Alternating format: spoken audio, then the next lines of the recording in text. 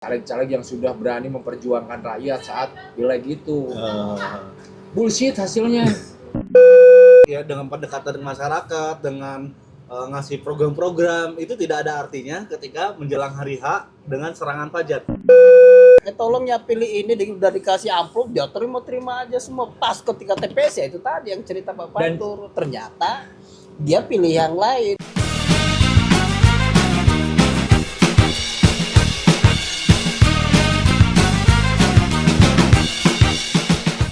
Ngapain, Bos?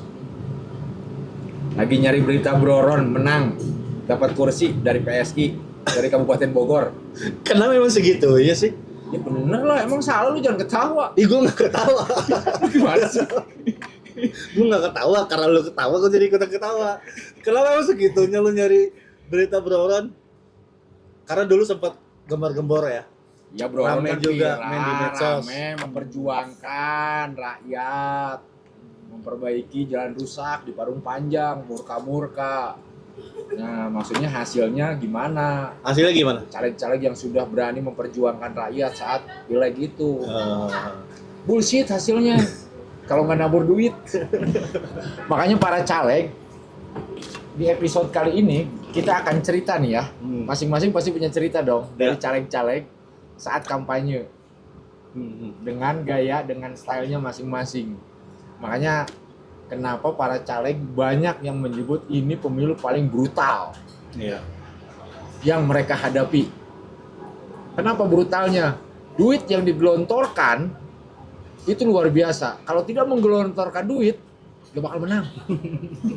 Jadi usaha atau upaya selama 2 tahun, 5 tahun ya, dengan pendekatan dengan masyarakat, dengan ngasih program-program, itu tidak ada artinya ketika menjelang hari H dengan serangan pajak. Tidak ada artinya.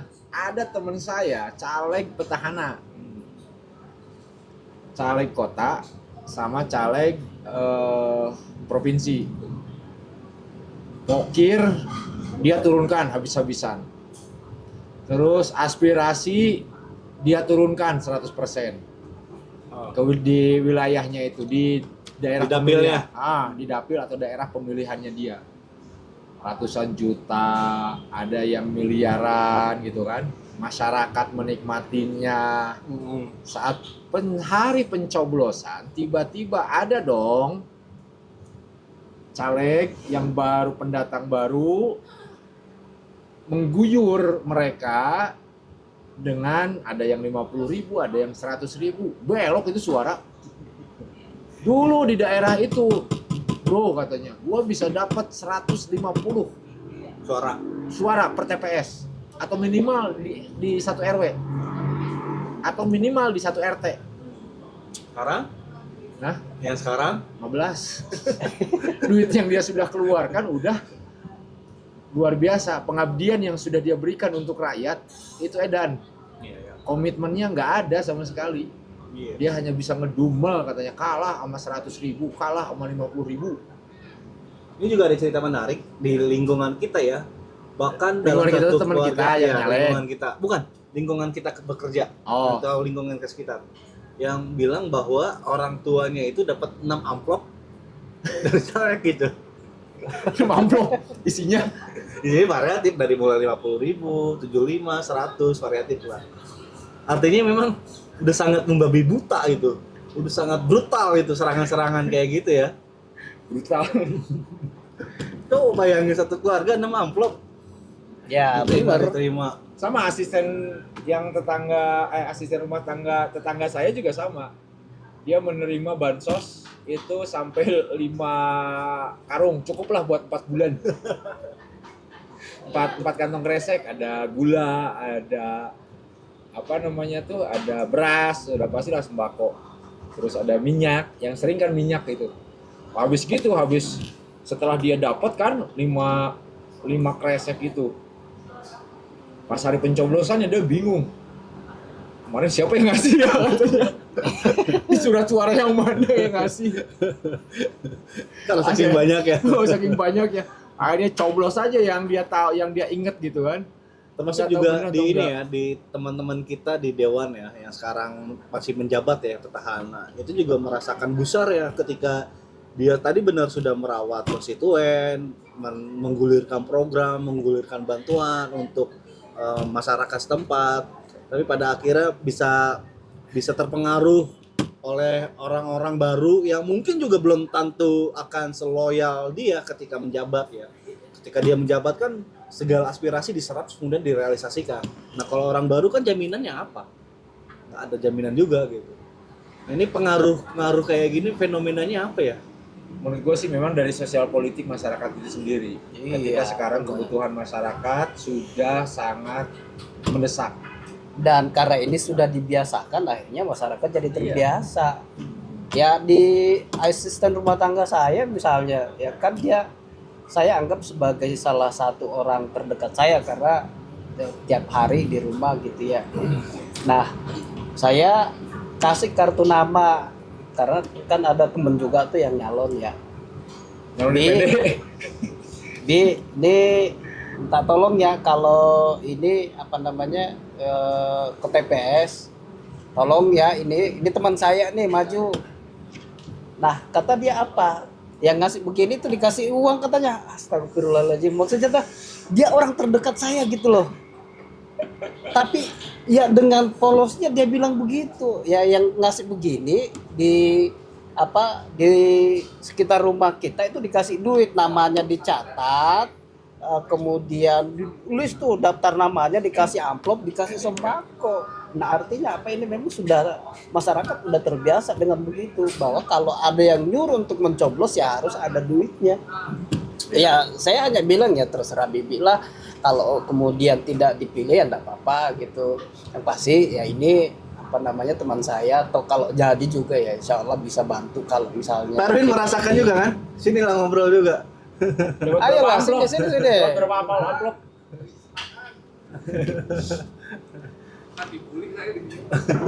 Ganjaris, ayo gabung Ganjaris.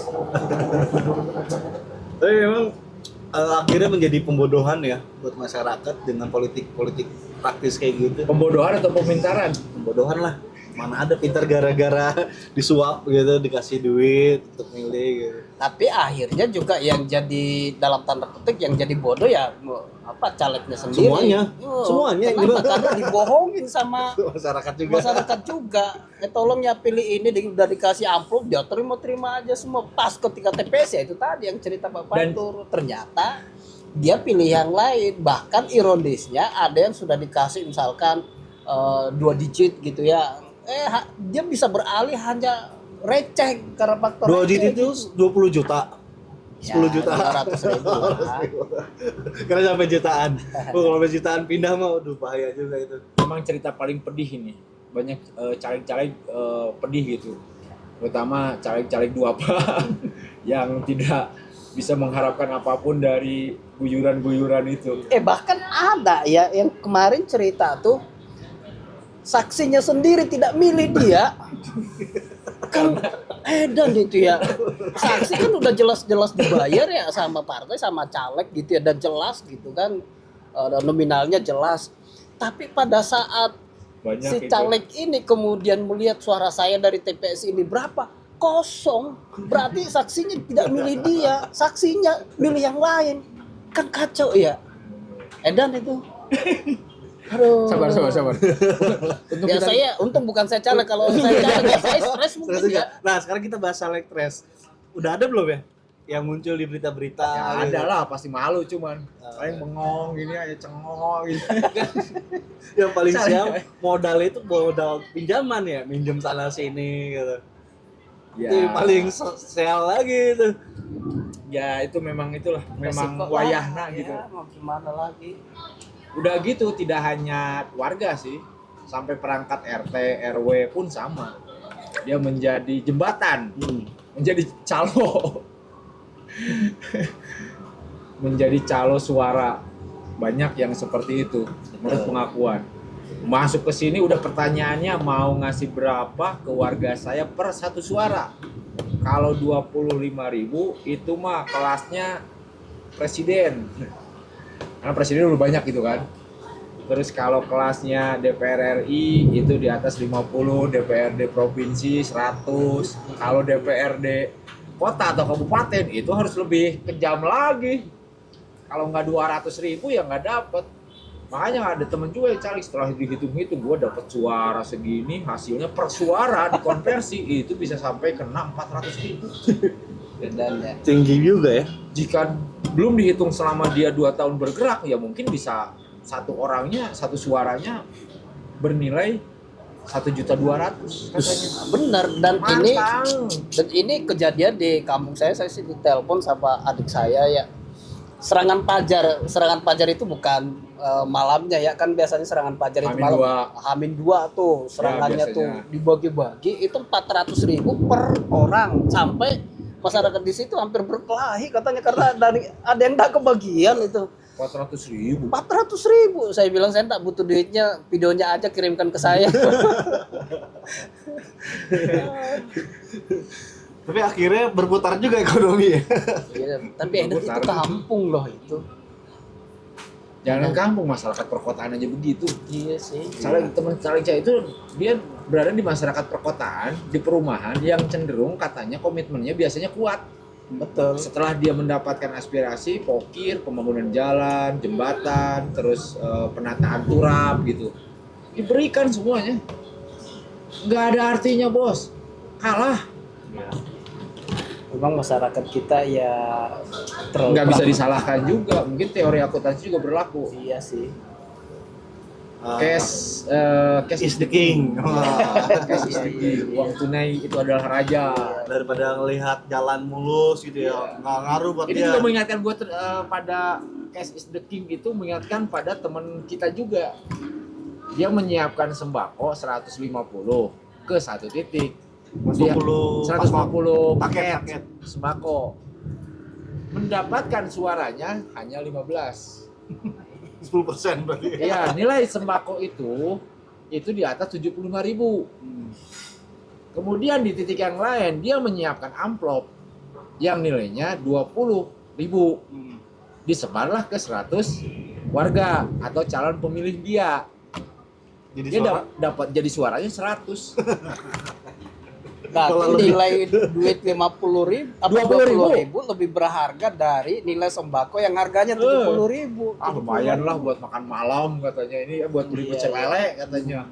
Lebih efektif cash ya. makanya tadi cash is the king. Iya, benar. Memang juga banyak tim sukses juga menyarankan, itu juga mungkin anjuran dari tim sukses juga. Iya. Udahlah katanya, biasa tuh caleg-caleg pemain baru mah visi misi udah nggak berlaku katanya.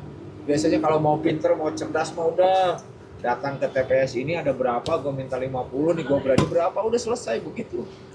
Tapi yang menarik ini perolehan suara partai PDIP ternyata tidak paralel dengan suara capresnya kan, karena sampai hari ini termasuk juga hasil quick count sejumlah lembaga survei ya, PDIP itu jadi pemenang pemilu 2024. Begitu juga menariknya Golkar yang tidak punya capres di urutan kedua. Ya. Ngebayangin nggak nanti kalau di parlemen dia berkoalisi dengan PDIP?